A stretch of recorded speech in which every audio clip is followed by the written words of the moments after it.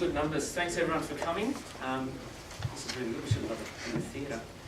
So this was 2008 that Russell came through, and he just reminded me that he started in 2006 in his search, which was my first year teaching as well, and they regularly tease me about my first year. So I graduated when Russell graduated in 2008 after 3 years, and I've since then obviously enjoy the graduating groups. This is Russell's spread. I'll leave this at the front. Back in the day when he graduated in their catalogue, it was actually called a catalogue because their theme was Primecuts, and they had a cow on the front, so it was cattle log.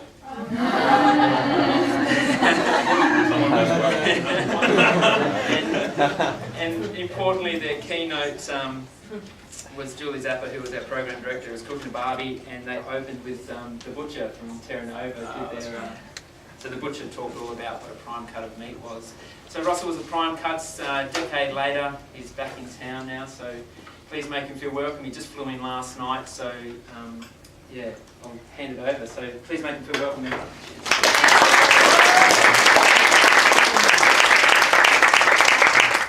Thank you so much. I'm super excited to be here. I haven't been here in a long time. It's really cool to wander around. I was in these same classrooms. I just had a look next door and stuff, and I don't know, it feels good to be back. All right.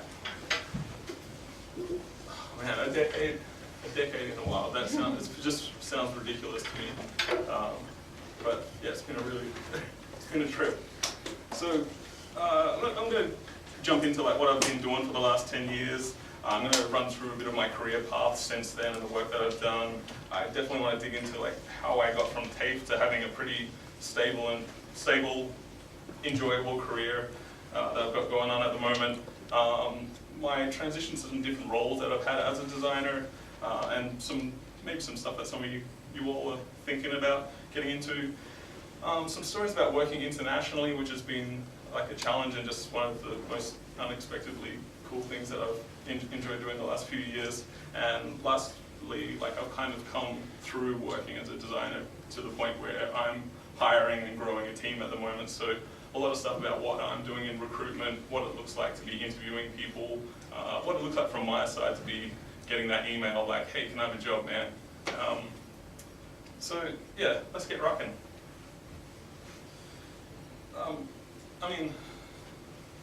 I mean, shifting, adapting, growing. Ever since leaving this place, I've constantly, whenever, how do I say this? I've just personally found life as a designer to be a deeply rewarding, engaging career. Whenever I felt that I've been stagnating, I just haven't had any trouble shifting to a slightly new challenge, a new place, changing my title, changing my role, changing my country.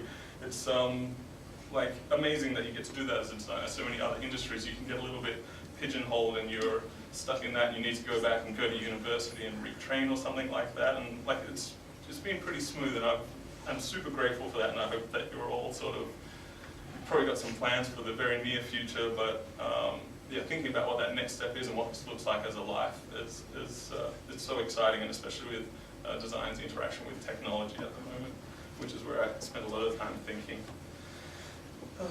And then, back when I left here, I was nervous. I felt like I had so much to learn, and I started working on learning that stuff, and it was surprisingly easy to start learning that stuff. And then I learned there's just so much other stuff to learn. Right now, the scale of amount of stuff that I'm learning, I just feel like I'm super hungry. I'm always reading books. I'm devouring the whole internet sort of thing. So that doesn't go away, and if you're finding that rewarding, I hope that you don't find yourself stagnating in that. I know there's so many options that you can all start shifting into as designers. So just a super brief history. I wasn't sure how much you would know about me before or anything like that. So I'm from WA, I'm from down south. I was born and raised in Yarloop, which is the tiniest town, almost non-existent now. I lived there until I was 15, and then I moved a little bit closer to the coast. I moved to Binningup and went to Australian high school. So it was a pretty life by the beach, chilled out country upbringing. And I remember moving to Perth feeling super intimidating for me at the time, and that's kind of when I moved to Perth to come to TAFE, and I had some big ideas and things like that. So taking the 3 years at TAFE to be surrounded by people that want to teach me and making time to focus on developing design skills, that really shifted the trajectory of my life. I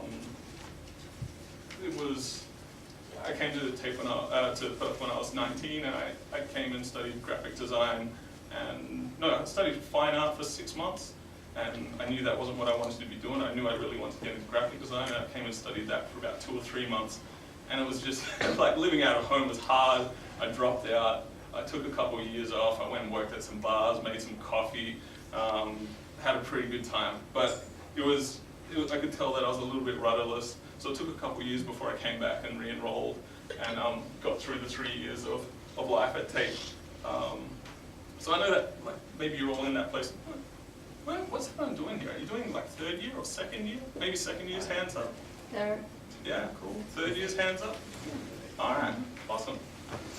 So yeah, you're probably in the depths of this where you're like, I'm focused on spending some time learning this stuff, but it's kind of rough. You're like, money's hard, you've got jobs, you're working nights and stuff like that, so you keep persevering. Like in hindsight, I don't regret it. Probably when I left TAFE, I did. I was like, what is this? It's frustrating, and some of these classes have nothing to do with what I want, but in hindsight, I'm super grateful that I just busted this piece of time to really focus in on what I'm doing, and like I said, it's really changed the trajectory of what my career has looked like since then. I'm really grateful for it. I mean, I wasn't a particularly good student, and I wasn't a gifted or natural talent at design. There was a couple of people around that really just picked it up day one, or they were fantastic illustrators and just had an eye, and like, I know I didn't have any of that stuff, and I was kind of questioning that stuff a lot. I also didn't really have that much discipline to persevere with the classes that didn't feel relevant to me. Like I really, it was the stuff that sort of grabbed my curiosity that I was latching onto and spending a lot of time on. So I didn't do especially good here. I don't think anyone would have been like, oh, this is heading in a great direction for you, man. But I knew that I did get to learn about some stuff that I found really rewarding and was going deep on and spending a lot of my personal time on. But I kind of was having a little bit of a hard time, so trying to figure out, like, why aren't you? It's good to see you. So, kid, what's going on? We can talk afterwards. Yeah. But I was super fortunate that lecturers gave me a lot of time. I managed to work with a lot of my lecturers. I did a little work with Jude. I did some work with Brendan.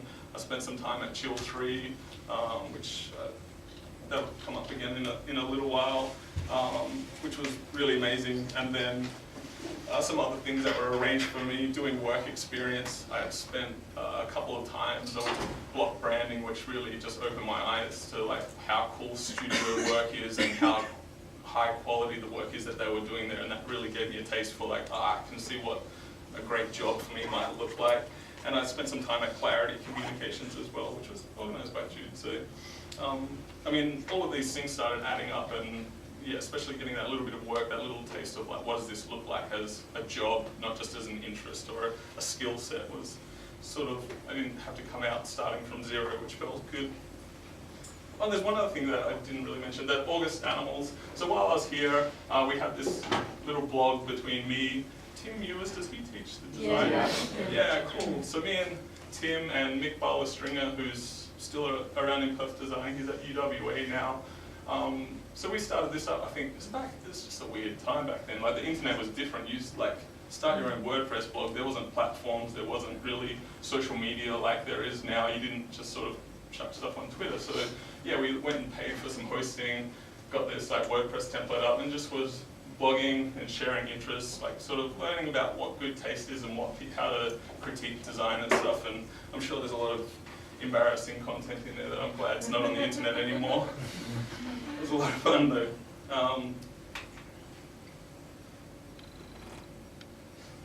So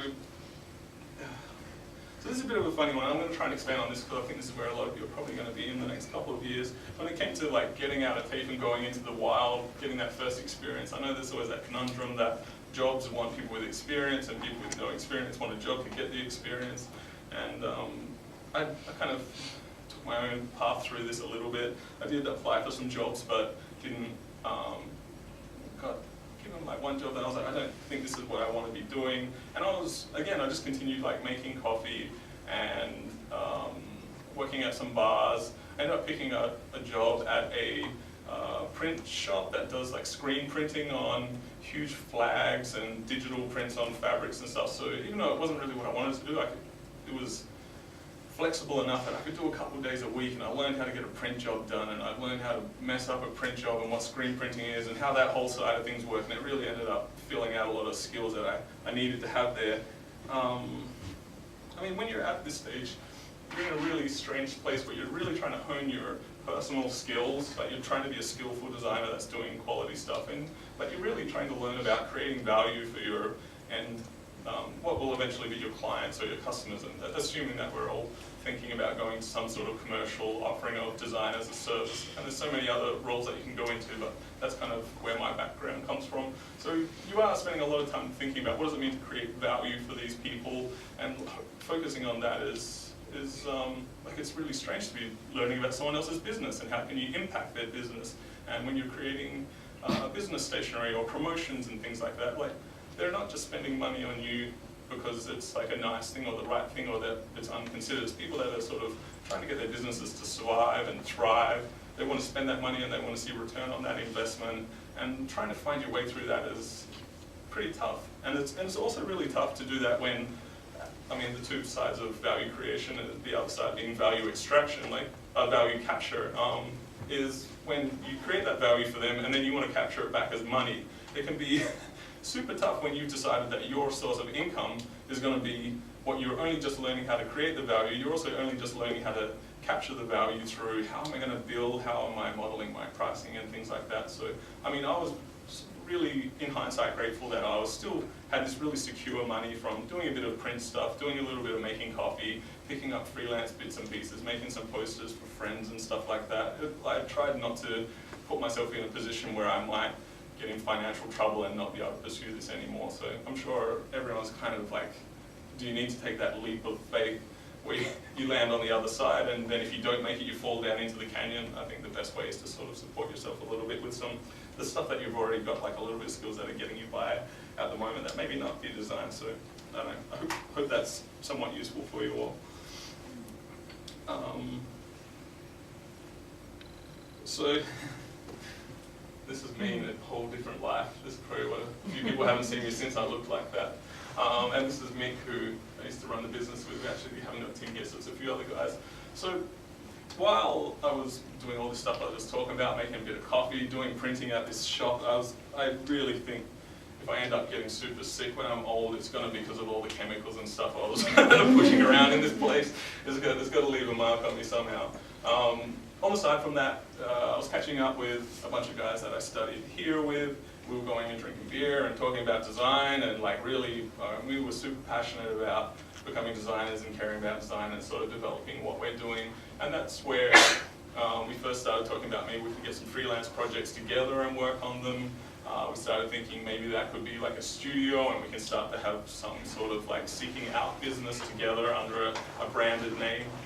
Hey there. And then, and that's kind of where we got into really getting this studio Tungram going. And I mean, the naming process to get to Tungram, and now I look at that name and I can understand why people are like, why did you call your company that? But it took us, it was really one of the first brandings that we did. It took hundreds and hundreds of names that we were throwing around and talking about concepts that are behind it and thinking of visual direction for our identity. And eventually we got that up and running. It started off as a couple of days a week. We were telling everyone about it. I remember getting first business cards printed and just being like, it's time to go and tell people to call us and give us their money, sort of thing. And it did take a while for us to ramp up, but we did get to a place where it felt secure enough to step off of these other sources of income. We rented a studio space in Leaderville, shared with a couple of these other dudes, and then we were like off and running. We had a company, and we were learning it all the hard way.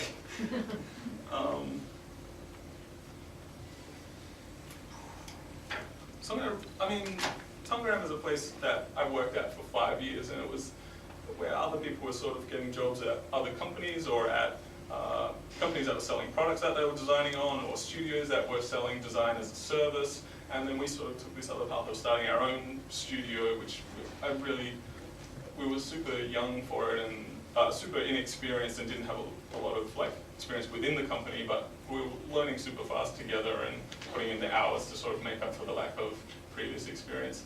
Over that 5 years, we ended up working with a bunch of clients that like really scratched a personal itch for me, the kind of work that I really wanted to be doing. So we had Pika, the Contemporary Art Gallery, Sunset Events, who were putting on Southbound, a handful of other festivals we'll get into in a moment. Zeka, which was, I was actually making coffee at Zeka, and then I left and they wanted us to do all this stuff with them still, which was really great. Secret Garden, which was a cafe in the city.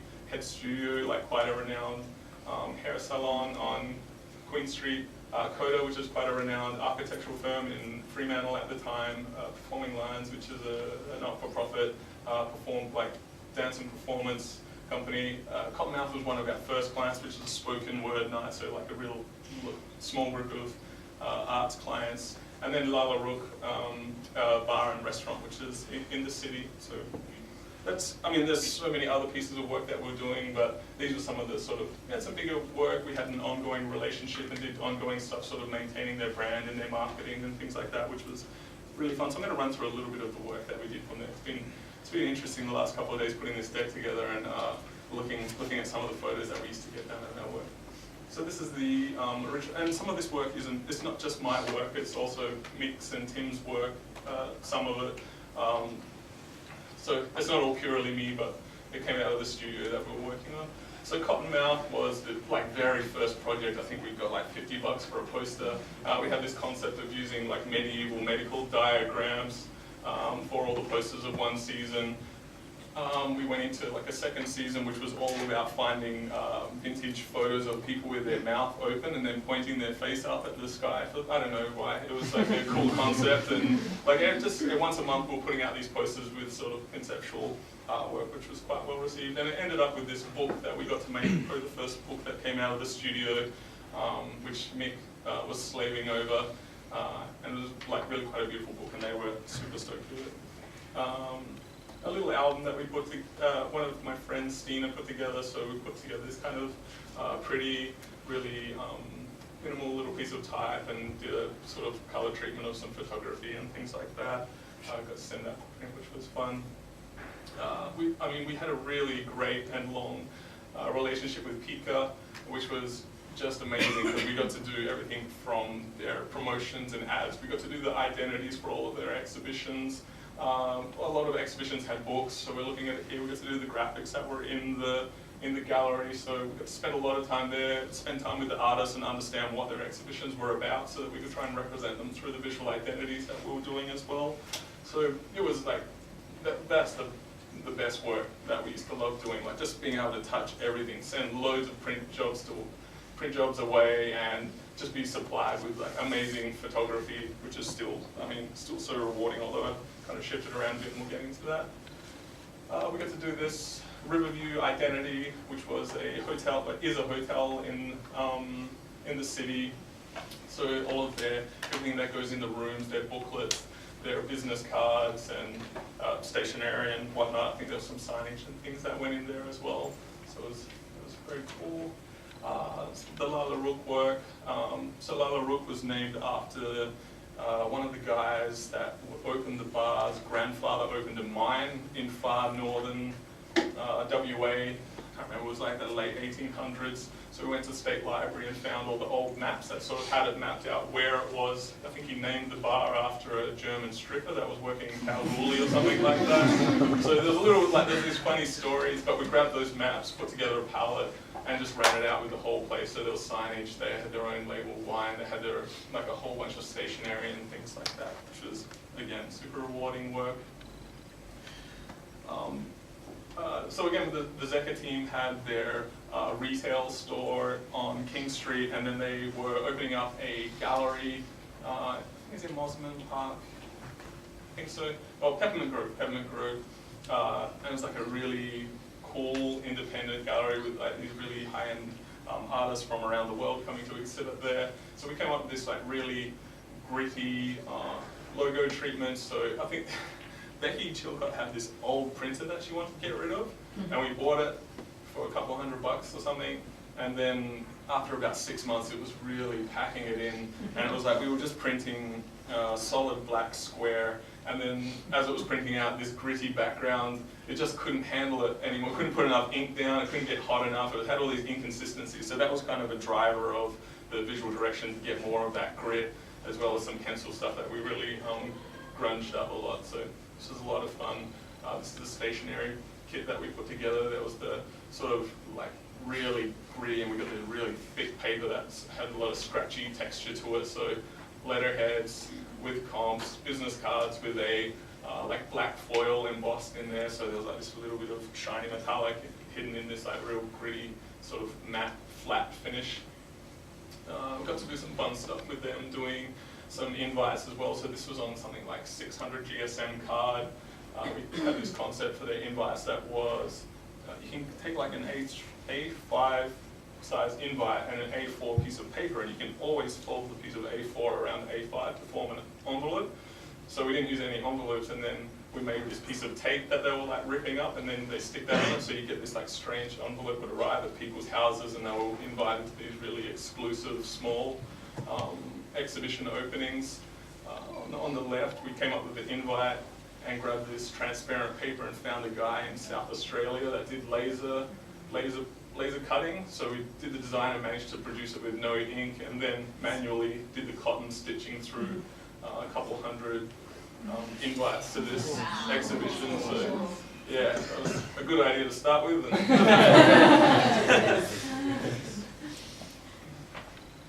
Some of the stuff we're doing with Southbound, with Sunset Events, we first started off doing like a few little pieces of promo and web design for them on their events, and then the next year came around and they handed us the visual identities, like everything for visual identity and branding, and just full rollout for 3 to 4 months before we got to the actual event. So this is like some of the visual direction we came up with, and then there's tickets and wristbands and billboards and ads in the paper, and on site there's a lot of graphics printed everywhere. There was like the huge screens that they had sort of information on and stuff behind the bands. So that was, that was like a really sort of long relationships with them, where it's just day to day, like what are we doing this week? What's going to press? What are we like? Where are we advertising? What other sort of campaign directions have we got? And we got to do some really rad stuff with them, and obviously got partly paid in cash and partly paid in like having a really good time at these festivals. There was a handful of other festivals we did with them as well. So that was that year we did the Blues and Roots, came up with this little custom type, really like geometric, yet a little bit of like gritty texture to it and a bit of wood in the background, and that ran out across all of the stuff for that festival.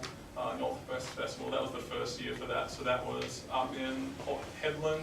They had a bunch of bands up there. So yeah, lots of merch, stubby haulers, stuff for the events and printouts and stuff, and a pretty good time. Alright, so that's kind of, I'm going to try and pop in a little bit of my work, and then for each sort of phase of my career so far. So when did I learn it? These are a couple of questions that are going to pop up again in the next couple of times. Like, what did I learn at Tungaram?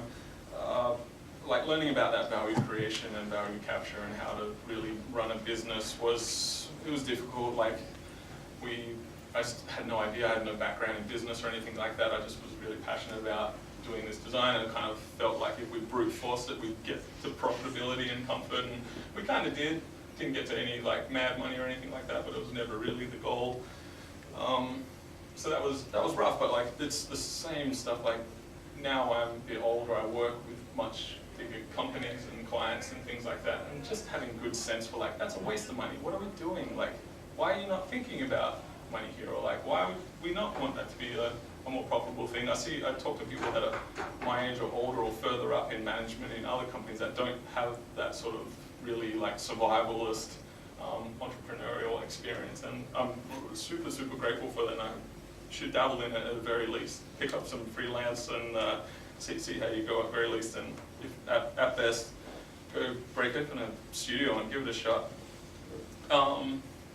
So yeah, and all the stuff that comes with running a business, that understanding finances, understanding business development, and what a like pipeline for incoming business look like, and project managing, which I was Again, something that's difficult, like how do you run a project and how do you communicate with the client when things are going off the rails and stuff like that. There's, you know, you can draw a simple diagram to explain it, but it's never that simple. So, how are we doing here? So learning about the process of offering a service, how to tell people what your services are, tell them why they produce value for the companies you're working with. I really learned a lot about honing my skills, becoming a better designer. You get a little bit comfortable not keeping an eye on the clock when you're at college and making sure you're really indulging and getting better at things, but at some point you're like, okay, we're going to have this all out in the next week or two, and I mean, we were pretty flexible where it was like, if I want to, I can work all night if I want, but at some point you don't want to live like that and you want to put reasonable prices on things you're doing. Learning how to get things made was amazing. I mean, there's so many things in there. I'm super proud of those invites and strange stocks and printing finishes and working with developers to get stuff built. Like, again, you just got to get your hands dirty on that stuff. And probably one of the harder things, learning how to close a business. I think we got to a point where we felt like we were hitting a bit of a ceiling where we didn't have we didn't know how to take the step to be a bigger business or land bigger business and talk them into working with us. We were maybe like getting a little tired of some of the work that we were doing over and over, but didn't know how to take a leap away from there. I think we closed our business quite responsibly. We handed our clients off well to make sure they were well supported by other studios. We looked after our staff and made sure they had other jobs that they were going on with, and cleaned up and mopped the floor and handed the keys back, and it was all done and didn't end up too bad. So that's an experience. I mean, the thing that changed here, I mean, switching from trying to do little projects that you're told about here and not really having the full grasp of them, and switching into having full ownership and control was just like, I just wanted to put my foot on the gas. I was like, I want to work on this stuff, I want to go and talk to people, I want to have a good business, I want to get paid at the end of the week.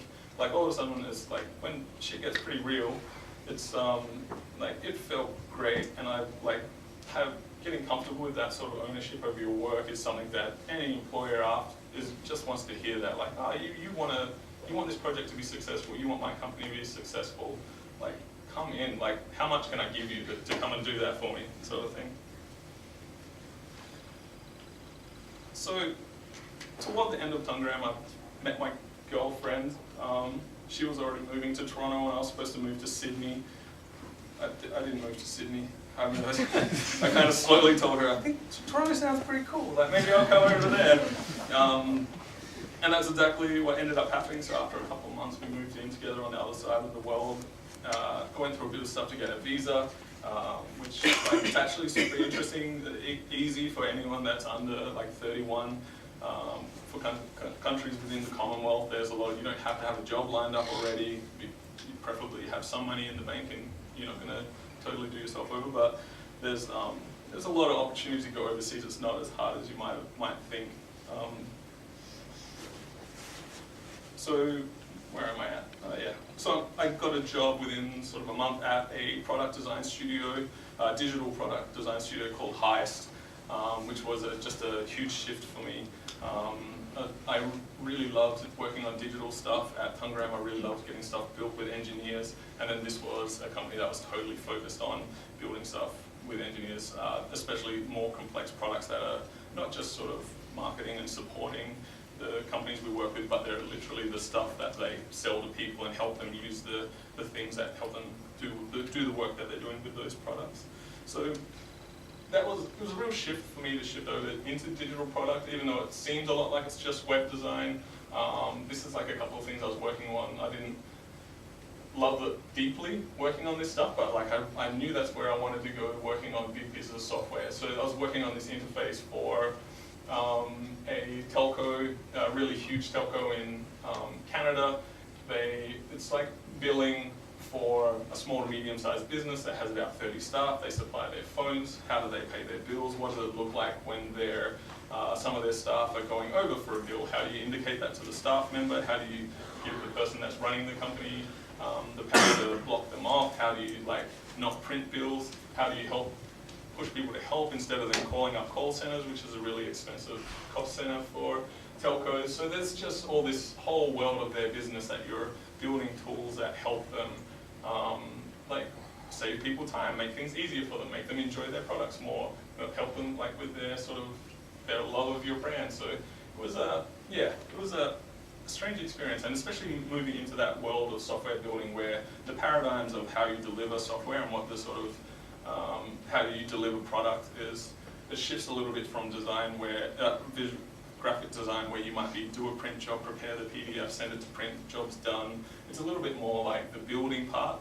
which would engineers working might be equivalent to print, is super expensive, and if you build the wrong things and no one uses it, they're like, why did we build that? Or that's like, we're going to have to maintain that for the rest of the year. So there's way more scrutiny on building the right stuff, really understanding the people using this, doing a lot of interviewing and talking with customers, and that's like just a whole other world of sort of human-centered design and working in sort of agile processes of slowly pushing out features that work rather than building the whole thing and taking it live and hoping that it sort of goes down well.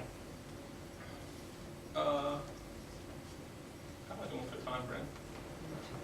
Yeah? Okay. I'll keep it, there's not too much more coming in.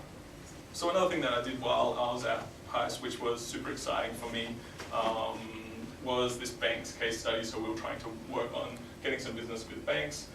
Again, it started from this human-centered design, which is like a pretty big concept. Definitely in the US and in sort of digital products as well. It came out of IDEO, and there's books everywhere. I'm not sure if it's very prominent in Perth. I never really thought about it while we were here. So, I mean, this came out of, we just grabbed people like millennials and went and interviewed them, and we're just like, what's going wrong with banking for you? Like, what are you having trouble with? What are you having trouble with your money? Like, what's making you angry or aggravated, or like, where are your savings at? Is that where you want it to be? Like, what's sort of blocking you and stuff? And like a lot of gathering, just understanding about the friction that these people are having in their lives, and then trying to think about what features should be moving toward helping those people. I'm going to say like banking in the US and Canada is just, it's nothing like Australia. The people are still using checks. People are still like, with my bank, I can't send my friend money. I don't know why not. Like, that's all I've ever known here, and then there's something else going on. So that's there was a lot to learn just from me being like, look, I'm going to show you guys my Australian bank, and they're like, my God, do you need to send your friends money? That's like a whole startup. You use Venmo, and you have to go in there and send money to people that you know. And then, anyway, I'll get back to the case study. So we built this case study, which was about 5 major touch points on like, people want to be able to have visualizations help them with their savings. Setting goals helps people like properly understand how to get to large sums through putting away smaller sums. Interfaces for talking with support that aren't having to call, like just some inline messaging and things like that. Budgeting, which is here. So we put out this report. It went super well. It got, I mean, must be about 5 years ago now, but at the time, like thousands of tweets and retweets, a lot of, within the sort of financial tech industry. It was pushed around, a lot of conversation. There was a bunch of podcasts that were talking about what we were talking about in this case study. So that was really exciting to be doing something a bit more purely in research, but just purely trying to make things that help people and trying to get some business out of that. And then on the side, like I wasn't doing as much graphic design. I was making like people help pay their bill. So when it came to doing a bit more visual design, I picked up my good friend Dave, who's an architect, opened a rooftop bar on top of Myers in Fremantle. And then I did the identity for that, and there was some really cool like woodcut signage and things. There was Spelling Bee, which was a spelling bee at a bar where my friend, who's just hilarious, used to run a spelling bee, and drunk people were trying to spell words. So kind of like trying to make a classic merit certificate looking style, and it was good. It was good fun. And then just a little bit of type, like geometric sort of custom type, just writing Toronto. This was some artwork that we had hanging up around the studio back then.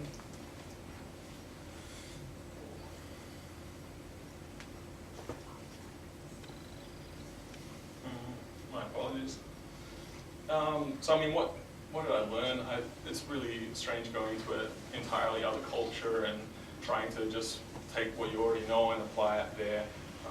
There's a lot of learning about the ways in Canada, a lot of just language changes, especially doing this at the same time as kind of changing my career into product design. talking in these sort of graphic design terms that just mean totally different things to people in product design was really strange for me.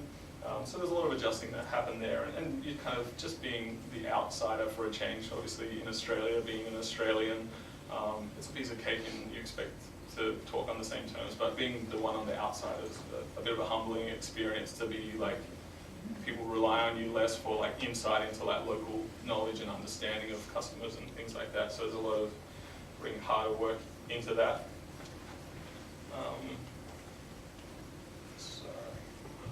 So yeah, I mean, what skills came with me?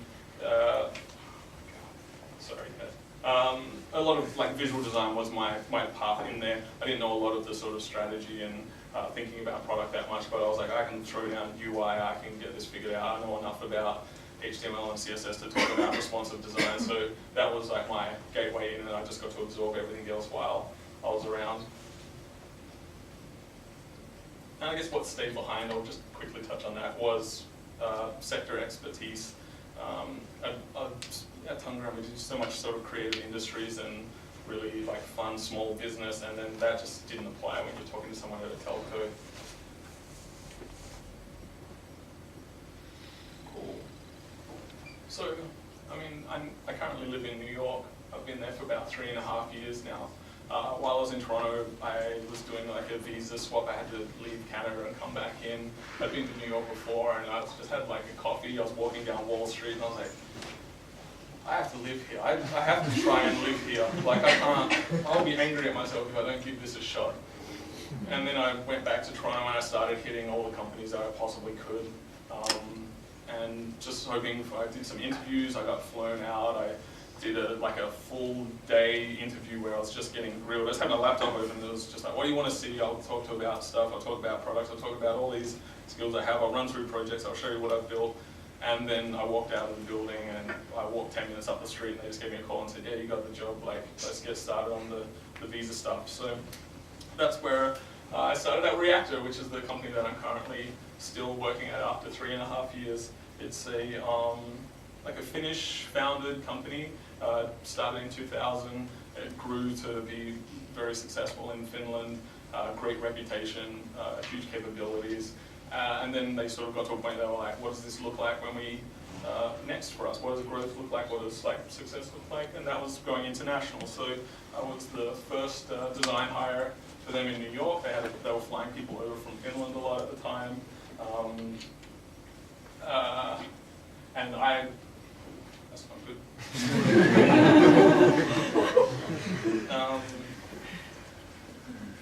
We're going to keep rocking.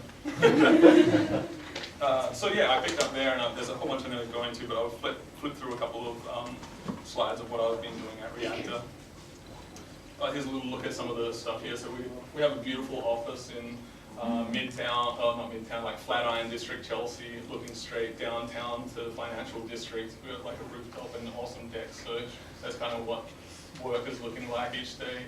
Is the office, there's my desk, is just here. So we have kind of like floating open space for anyone. You just cruise around and it's pretty great. We have another building that we work in as well. And then this is the deck on the north, so that's Empire State Building. That's my colleague enjoying herself, having a refreshment.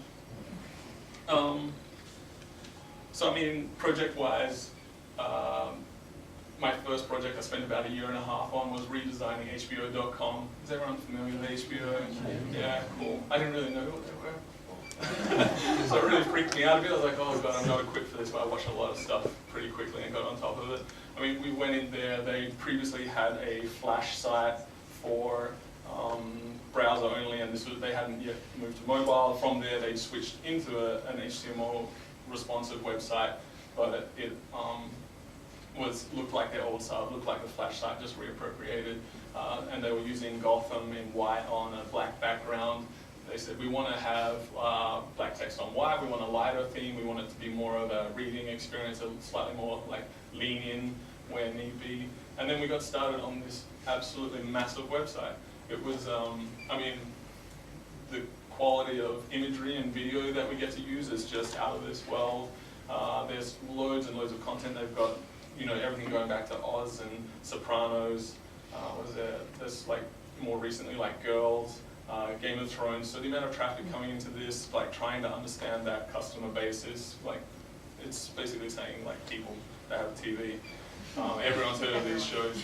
So, and then they have a whole bunch of other complexities that come with the company. Like they're originally started out in cable, but they've shifted toward having over-the-top streaming services, like similar to what maybe most of the like Netflix and whatnot. So, and then trying to figure out that sort of world of like keeping both of their customer bases happy. So this was huge, and I can expand on it a little bit more, maybe a little later on in questions if you like, but a big project that we did.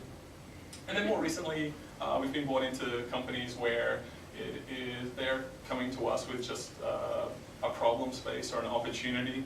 They're like, we are thinking, in this case, we're working with EXO Group on one of their, a new product space. They're like, we currently build the Knot, which is like a tool that helps people organize their weddings. What does it look like for us to help people organize their parties?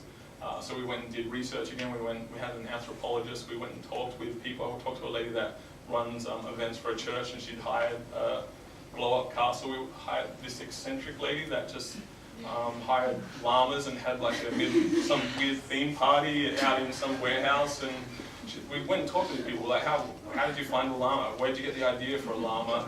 And we kind of started finding these opportunities for them. Like, so currently people go on Pinterest and find out about a llama, but then how do you go about finding a llama? You go back to Google. So there's this real disaggregated experience where people find stuff in one place. They're like trying to buy it somewhere else, and we're like, that's a platform, let's put it all together there, sort of thing. So there's some thinking around that. Came with some visual identity and brand direction. It's pretty minimal here because we've kind of really built it out, and I think some of the colors and stuff were lost, but that was, you know, what does this minimal version of this look like? Minimum viable brand, minimum viable product. How do we prove out that we should spend, let's say, like, let's build a prototype, clickable prototype for $50,000 instead of spending $5 million on a product that no one uses. Like, which one would you take? Okay. So that was kind of like, there's been a handful of projects like that, and I really love that 0 to 1, like figuring out what the product should be.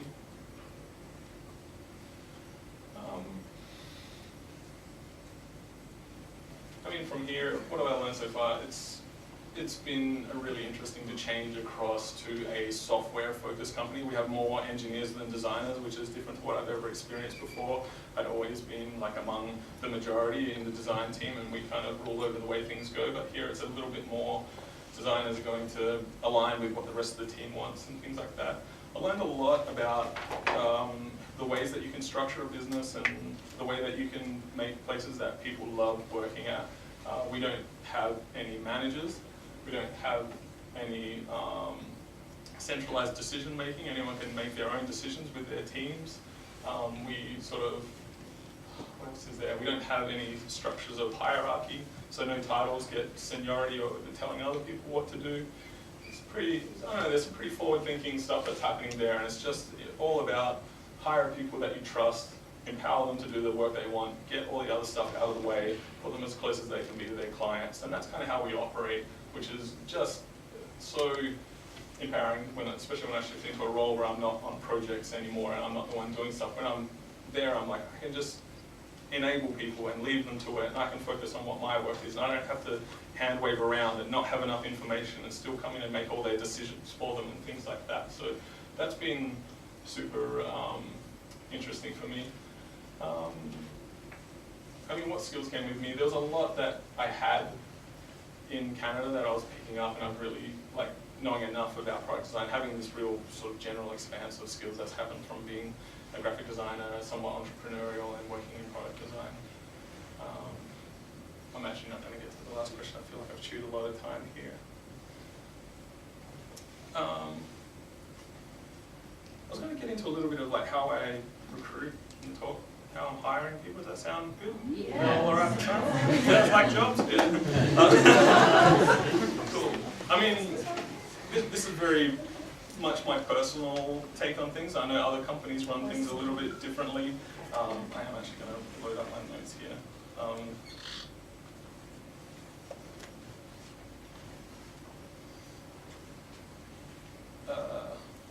So I mean, I choose all the tools that we use to manage all of our recruiting, and I've kept track, and I've looked at, I think it's about 450 folios in the last 4 months. I've done about 12 hires in the last year and a half, and I don't even know how many interviews I've done in there as well. It's really like, you can kind of see like it's really brute forcing. You just have to look at a lot of folios, look at a lot of stuff, get a quick enough read, but feel like you're doing justice to not let the right people slip underneath the radar there. So it is like a pretty limited amount of time that recruiters are spending looking for stuff. I'm fortunate that I, as you've heard, like have a lot of background in design while I'm hiring designers, but some companies just don't have a designer that's doing all that work, and they're going about it in different ways. So this is kind of from an ideal place that I feel like I'm in, but there's basically from my end, when I receive a application, I get like a cover letter or an email that it comes with, I get a resume, and I get a folio. And there's like, I read through these things, I'm pretty structured in making sure I really spend a good amount of time understanding each person that comes in. I'm sure that's not the same case everywhere, but I really do. But there's some stuff that sort of stands out. I mean, for me, I always read that resume. I kind of want to know what the expanse of work is. I want clarity. I want sort of linearity to time, because I always make sure I open the LinkedIn and the resume next to each other. And if they tell two different stories, I start to get a little bit cautious what's going on there. You know, just I don't read all the text that goes in there. I want to see sort of titles and some brief bullet points. Some people get a little carried away with the graphics for representation of their skills and things like that, and I have a really hard time breaking that down and making sense of it, but like a little bullet list of tools that you're using and things you're focusing on and things like that. For me, I can scan it and I just get a high level, and I feel like it's not a hard sell. It's just great to get like a quick read, and it's not, usually it's quite often not only design experience, but some of the pre-design experience that I find really exciting. I've heard a lot of people say that, like people that have worked in bars and cafes or hospitality in general, or any sort of service industries, have a great other set of skills that they've had to develop and that are super valuable, and I agree with that. So when it comes to a folio, web-based is preferable. I really don't mind if you didn't build it. I work with people that build digital products all day, and I don't expect them to be building their own website. I know that's really laborious and really hard work. Throwing something together on Squarespace like that is totally understandable. I don't give any judgment for that, but definitely I have add-ons on my browser that just show what the website's made of. It says it's made of Squarespace, or if you put it on WordPress and you've made some adjustments, like kudos for getting in there and writing a little code. And if you totally hand wrote it and maybe there's a few little funky bits of code in there or something like that, I don't care. I'm glad that you gave it a shot, sort of thing. I love seeing the work that people have done. Yeah, like I personally, every time I need a new job and I haven't had a website there, I'll go and sweat and labor over this thing and get it built, and I realized there's probably days and weeks that I probably should just got in front of it and emailed someone and said, hey, look, I need a job, man. So, and I mean, again for me, like I really want to hear about your projects. I do love seeing some beautiful visuals and maybe just some like a gallery or something like that, but like seeing some how you worked on this, some of the like building understanding to make sure you build something that is the right thing, what the team was for the project, how you went about doing some stuff, the humility to know that some things went wrong and you were learning from it.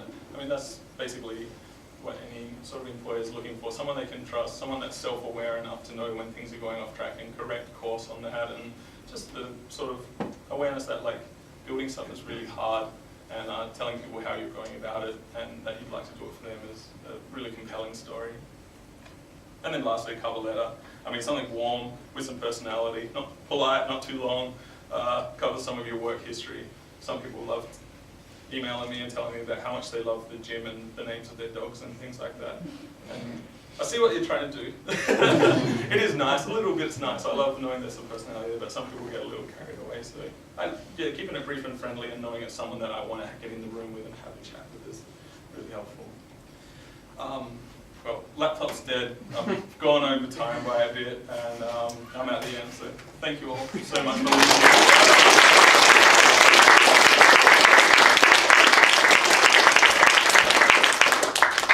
you. Do we have any questions? Time-wise, how much do you delegate for the projects that you work on, like for a client? Because beginning graphic design, I'm not too sure how I'm meant to log my time and form basis on that yet. Good question. I mean, we got it wrong a lot at Tangram. I mean, hard question. Now, I realize you should bill for everything. It's the time that you're there, and if you have the time that you're doing work and your meetings and time that you're preparing to work with them. I feel like if you, that's an opinion. You might want to check that with some other people as well. The hard thing is, the best way to approach this is let them know up front what's going to be getting billed for. I think that's a problem in the past where I've said like, no, this is just for building stuff, and then they get on the call or something like that. So I think like being really clear, having shared understanding of your ways of working and what's billable and things before you get started on that stuff is the best for you. You're always going to be like, we agreed that this is billable work sort of thing, rather than later on they find out that you sending emails to a printer is billable or something like that. I'm not sure if I've totally answered your question there, right? So it's mainly working out the process of billing, giving them the whole idea of what your work will entail up front, and various ways you'll learn some ways that you can improve your, I guess, skills, so you know what might go wrong and build them on that maybe. Right. I mean, for us now, we work on estimates, not flat prices. And I think it's, if you can, maybe it's going to come with some more experience developing like what roughly time things take, giving people estimates, but knowing when they waste time or take it off course or change the scope of the project and things like that, that the estimate was based on some understandings in the first place, and it's only an estimate of time. It's not a fine line on billing finally. Yeah, I know that's super hard, and it's very easy to say the right things and theorize about this stuff, and in practice it can be harder. Yeah, so hopefully that's helpful. But yeah, I know it's tough. Which is why I'm still trying to figure out my process of doing it, but slowly I'm learning. You get it, man. Yeah. You learn pretty fast when you waste a whole bunch of time or someone, you have a little fight, someone sends you a pretty angry email, you're like, all right, that's a little lesson to take away. Yeah, you're going to be fine. No worries. Going through a bunch of like portfolios within like your career as a hirer, are there any kind of like pet peeves or like things that piss you off that you commonly see like in portfolios where like you wish they didn't put that in, or it's just like it's a hassle to go through? Like any like horrible portfolios that have like common elements popping up. It's just like, God, I don't want to go through this. I don't want to see that anymore. Yeah, I don't want to be cruel because there's other places that probably love those people, and maybe I'm the wrong person to be hiring them, and I hate thinking that I'm too biased. I think super long resumes, I mean, I know that's like, it's pretty standard in the US that you get to send a one-pager. I think in Australia like 2 to 3 pages, and then there's like other parts, other like countries specifically, I can tell like an 8 to 10 page resume. There's like visualizations of like my skills, like I'm 70% illustrator and stuff like that. I'm a little concerned about that. How do you get Maybe, yeah, I don't know, what's 100% illustrator? It's, I mean, within the folios, I'm kind of in a fortunate place where I like people that have a pretty restricted quantity of work. That's definitely interested in the role that I'm trying to give. So some people are like, I'm an artist as well as a designer, and here's some photos of me at the gym and things like that. I'm like, I don't know, like, what other jobs are you trying to get other than this one sort of thing?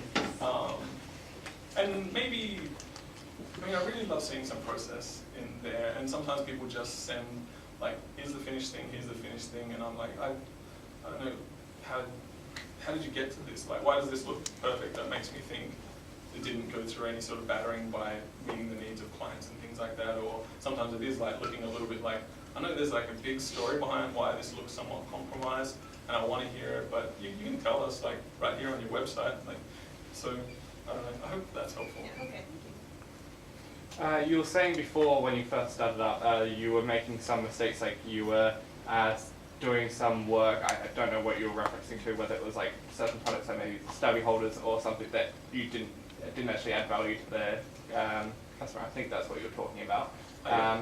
What were some of those things, for example, like some things that companies you just shouldn't really go into? Yeah, sure. I mean, for me it's hard. I saw a lot of people that started really small companies. I mean, they need a business card. They need a graphic designer sometimes. I'm like, I don't know. There's been times where like full stationery sets go out where I'm like, you could spend your money a little better, like, or we want a website that has a forum and we want to have this other stuff in a form and it's going to be 20 pages. And I'm like, and then I see this analytics afterwards. I'm like, this had like 5 people come and click on this and you spent somewhere between, let's say, $2,000 and $5,000 or something like that. Things like that, I'm like, once you've learned some insight into like, if you don't want to spend some money advertising that you have a website and some Google ads and some Facebook and whatever, like, it's pretty easy to see someone, you know, they've probably got a company they've spent $20,000 or $30,000 on, which is not a small sum of money, but for an individual at all. But then when it's a website for $5,000 and that's, what are we looking at, like 20-30% of their entire amount they spend on their company, I'm like, oh, like when are you gonna, this isn't a return investment for you for a long time. So I mean, it's very easy on digital because you can see results, analytics and stuff like that, but I sometimes wonder with some of the print stuff. I mean, some of these identities and things that we've done are, I mean, they're intangibles. Sometimes it's just someone feels great about having a beautiful company and speaking about it, and maybe only 5 of the business cards need to be effective for them. But I know that a lot of people spend a lot of money on companies, and I'm like, I think just in hindsight with some more business acumen, like I probably wouldn't have spent my money there, and I'd probably advise them that way now. But at the time I was so focused on being a great graphic designer, I wanted to make them the beautiful things that they wanted, and I wasn't too concerned with asking them those questions. But now I probably would. So, I don't know, does that sort of respond? It does, yeah. Cool. How much of your day-to-day process incorporates doing work by hand? Drawing and whatnot. Now, I'm probably a bad person to ask because I've got much less to do with visual design at the moment. I work on business development and sales, and I do some visual design. I do marketing stuff for us.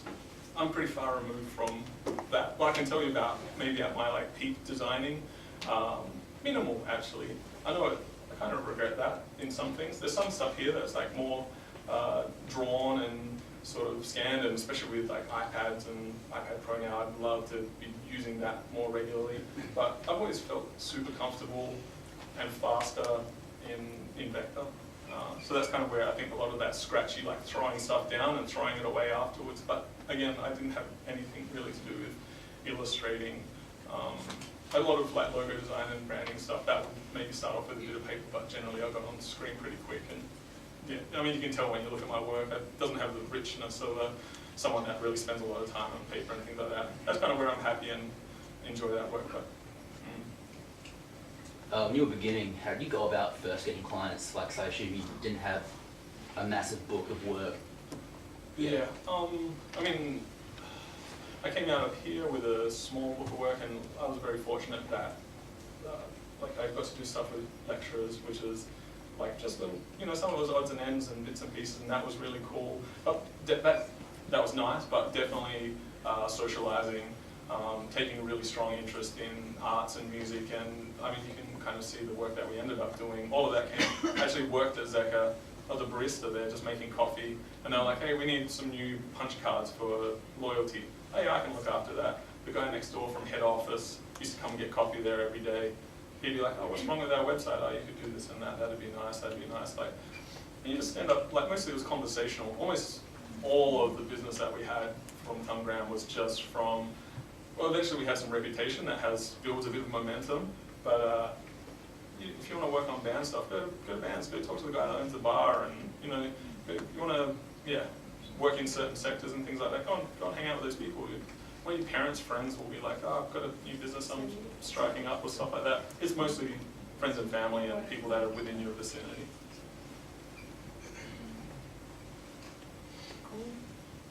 Looking at a graduate's sort of portfolio, what are you looking for in terms of like content? Are you looking for more like case studies? Are you looking for more like motion sort of stuff? Like what's like in your like industry, like New York, like complete different climate from Perth? What are you looking for in graduates coming out, sending you their portfolio? Sure. I mean, it's a little hard. We don't really hire many graduates, which is unfortunate. It's kind of part of the flaws of our business. We hire really quite senior people. But I can tell that like there's a bunch of graduates that send their stuff, and I'm like, damn, but I can't tell them apart. And usually it's like real, like showing process that they've got the curiosity. They're ready to learn that they're doing things wrong and correct course. So I can break this down. There's the things that we look for is like capabilities. So can they just like draw some stuff? Have they got some UI there? Have they got some nice visuals? Are they aware of like where the quality bar is at? There's ability to collaborate. So if they're talking about how they build things with other people, how they work with vendors, if you're getting stuff printed, how you got stuff done there and things like that. I'm super curious about, like collaboration is the core of good work as far as I'm concerned. If you seem like a friendly person that is ready to learn and just is ready to be humble and active and enthusiastic, like you can sense that from an application, and that's definitely the younger level of people that come through. I can just see it in their folios that they're like, I'm trying to get this right, I'm trying to build great stuff, and I'm just excited to be working on this with people. What else did I have in there? I haven't got the rest of my little list there. I mean, that's a lot of it. Yeah, I think building learning into your process as well. If they're like, I prototyped, I had to just get something out, I just printed it out and I tried it out, I went and showed it to some people. I mean, I'm really thinking about digital products here, but they're like, I just wanted to learn so I could get this thing moving in the right direction and stop wasting my time on the wrong stuff like that. That is super valuable for people to be like, I just want to kill the bad parts of my work off and keep honing in on the stuff that's going to be most useful or valuable, or I'm really nailing at the moment. So I don't know. That's I feel like I've taken a bit of a long road on that one. Does that help at all? Yeah, no, that's perfect. Okay. Thanks. We won't let people go and grab something to eat before the next class, but if you'd like to give Russ a round of applause.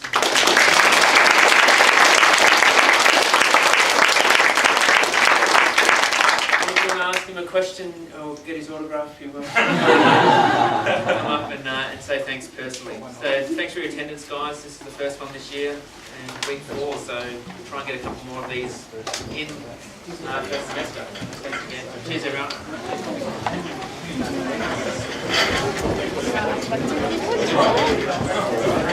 We go